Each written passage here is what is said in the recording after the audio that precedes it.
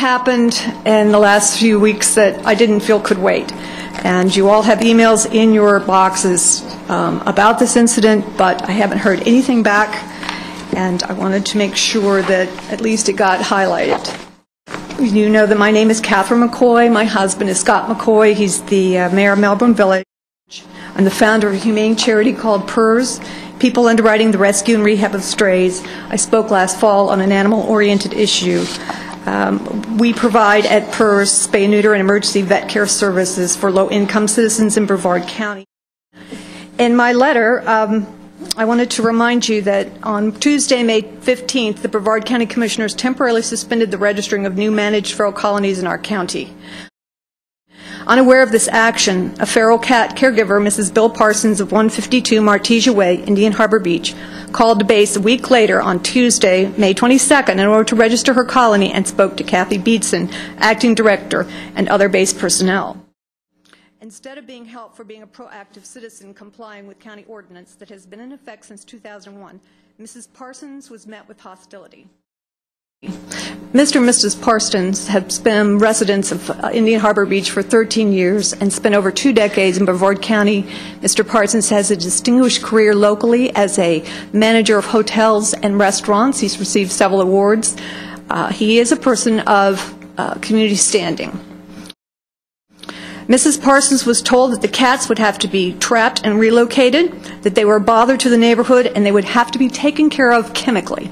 Distraught, Mrs. Parsons ended the phone call in disbelief, as she had never received any oral or written documentation of such a problem and was unaware of this. The same day, a man who identified himself as a public works employee from the city of Indian Harbour Beach showed up and placed 2 animal traps marked IHBPH for Indian Harbour Beach Public Works up in the easement behind the Parsons house. This was no simple task, as the Parsons lived down a dirt road about a quarter of a mile from the nearest paved road, and their property abuts several acres of wooded area that eventually becomes a ballpark for the city of Indian Harbour Beach. So this is no simple drive-by, just casual thing. This is deliberate. The employee stated that he had been told to place the traps and capture any and all cats, even the ones with clipped ears, indicating a cat that had been sterilized and vaccinated against rabies and distemper, as required for a feline to be part of the managed feral colony per Section 14-64 of the Brevard County Code, Chapter 14.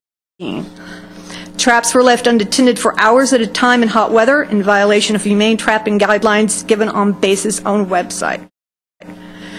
In 20 minutes in this heat, an animal can die of heat exhaustion and exposure. I don't even want to tell you what happens if that can of tuna they've left in there draws a colony of fire ants, a small space where a trapped animal cannot get free. The employee later stated that one cat had been trapped and removed. Phone calls made by our volunteers to the Indian Harbour Beach City Manager, Jackie Burns, on Thursday, May 24, 2012, confirmed that base had contacted the city and asked them to put city workers and placed traps out in the vicinity of the Parsons address, and that her office had complied with that. When Mrs. Burns was informed of the possible issues surrounding the actions being performed and was asked to remove the traps, she refused and indicated her willingness to continue directing her employees to perform these favors for base. It is not known what incentives she may have been offered by base to cooperate. This situation raises many alarming questions. Why was base procedure for handling complaints not followed in any way? The rules on the base website state that for a nuisance complaint, affidavits must be filed by 2 adjoining neighbors, a warning letter sent, and then a citation is issued after a period of time if the problem is not settled. This allows the person receiving the complaint a chance to contest it in court and have a fair hearing. The Parsons did not receive any of these notices, and as of the morning of the 25th, a call to the base records office turned up no evidence of the process being followed to allow the Parsons a chance to respond, refute, or remedy the alleged infraction. Their right to due process has been violated. Second question, why were the public works employees of Indian Harbour Beach involved in the trapping and killing when this was not an emergency situation? No evidence of a rabies alert or threat to human health is evident. Who authorized the man-owners to take these personnel away from their said duties and perform the work of base for them? Indian Harbour Beach personnel are not sworn officers of the law as base uniformed personnel are, and are not trained in their duties. Finally, most troubling, whatever happened to that one cat that was trapped and removed? It could never be located or any records found that it ever even existed. Indian Harbor Beach Public Works personnel claim it was taken back to their city facility and was in good health when turned over to a female base officer. All animals taken into base custody are supposed to be photographed, logged with a unique ID number, and handled according to strict guidelines to ensure accountability. However, no trace of this cat was ever found, despite a physical search of the shelter by our volunteers and a search of shelter records.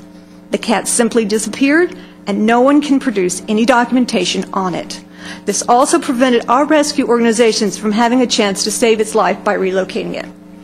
We have reason to believe these actions were done to circumvent the legal requirements of Animal Enforcement Ordinance, and we also have a memo from Kathy Beetson that alludes to this and carries out a personal plan of mass trap and kill in secret, using the municipal employees of various cities in Brevard to disguise what's going on.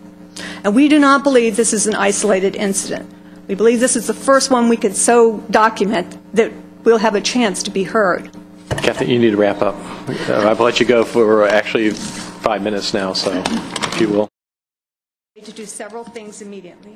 Rescind the moratorium on registering colonies. As you can see, it has sent the wrong signal to the rogue element of slaughter begin. This is the final solution for feral cats. Get your buddies over in Indian Harbor City or any other place to put out traps and get them. The heck with due process. We don't even have to follow our own laws. These are sworn officers of law who are deliberately ignoring and circumventing the very laws they are pledged to uphold. This is chaos. Please investigate this incident and hold the transgressors responsible.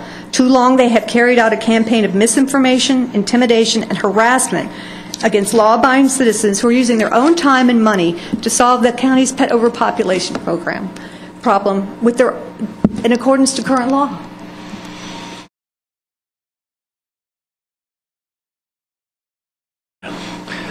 My understanding is you're going to be doing a follow-up to that email. It'd be a pleasure for us to do a follow-up to that email. The claims that Ms. McCoy has made are loaded with inaccuracies. I won't even get into addressing the innuendo of misdoings that are occurring here, but it'd be my pleasure to report to the board and set the record straight. Okay. I'd like to go on record saying I have deep misgivings letting Mel Scott hold this investigation. Please. And the moratorium currently is only on registering new colonies in residential areas. It's not affecting existing colonies that are registered or precludes somebody from doing something in an industrial or commercial area with permission of the property owners, correct? That is correct, and that's going to be the essence of what the Commission will come to find in response to her allegations. This whole issue involves not a registered colony, but an unregistered colony, a collection of cats that are wild and have become a nuisance to the city of Indian Harbor Beach. And being done by Indian Harbor Beach. Has requested our assistance, and we are carrying out, they have actually set out a couple traps in the Martesia neighborhood. There's some 28 cats in that neighborhood right now that are unregistered, and we do in fact have records of this cat in question, and it is still in base care. Okay, so the missing cat is actually at the shelter? The missing cat is being taken care of right now. Okay.